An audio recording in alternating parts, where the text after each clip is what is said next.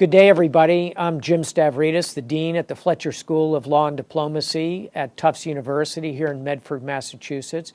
And I'm with one of our outstanding tenured faculty members and very good friend, Professor Michael Glennon, who is one of our leading professors of international law. Welcome, Michael. Thanks for having me here, Jim. Well, what I want to talk about today is Michael's new book, which has the extremely alluring title of National Security and Double Government.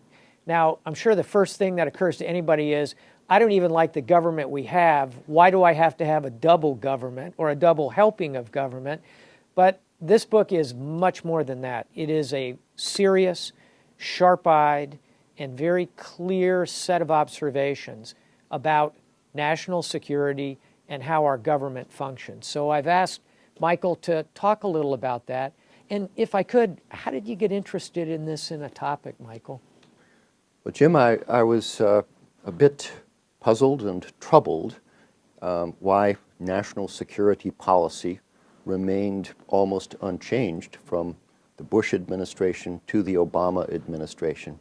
So many elements of that policy are virtually identical, from drone strikes, covert operations, Guantanamo Bay, Guantanamo, NSA surveillance. It's a great point. You go right down the list. It's an amazing continuity, and I thought it would be interesting to try to understand and explain that. So I think that brings us really to the heart of it. What is double government? Well, double government is a concept that was devised in the 1860s by one of the founders of The Economist magazine, Walter Bagehot. Oh, sure. He used it to describe the operation of the British government. And he suggested that the British government had split, in effect, into two sets of institutions. One of those sets of institutions was for public display, for show, the monarchy, the House of Lords, which people believed ran the government, but he said, in fact, the government in its day-to-day operations was run by a set of concealed institutions, the cabinet, the prime minister, and the House of Commons. And he suggested that these concealed institutions had led Britain from a monarchy towards a concealed republic.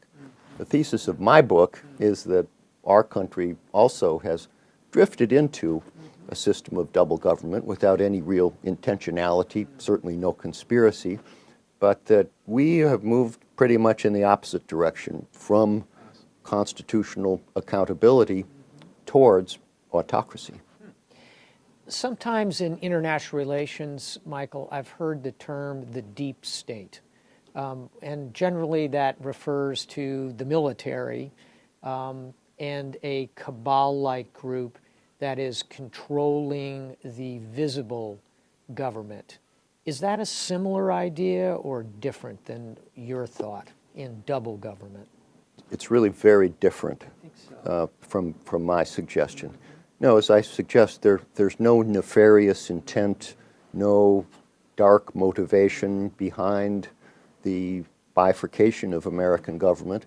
It's occurred as the result of deeply embedded incentives within the American political system, and the individuals who run what Bagehot referred to as the efficient institution, the heads of the military, intelligence, law enforcement agencies within our government, are hardworking, smart, patriotic, effective individuals who are, as I say, responding to incentives that are embedded in the political system.